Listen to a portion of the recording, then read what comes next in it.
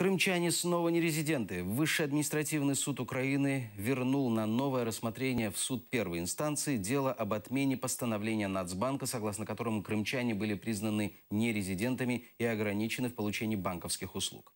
Это решение аннулирует постановление окружного админсуда 22 января и Киевского апелляционного административного суда от 1 сентября.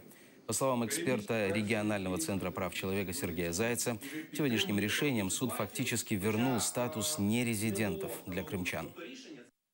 Постанову окружного адміністративного суду міста Києва від 22 січня 2015 року та постанову Київського апеляційного адміністративного суду від 1 вересня 2015 року скасувати, а справу направити на новий розгляд до суду першої інстанції. Ухвала набирає законної сили з моменту її проголошення.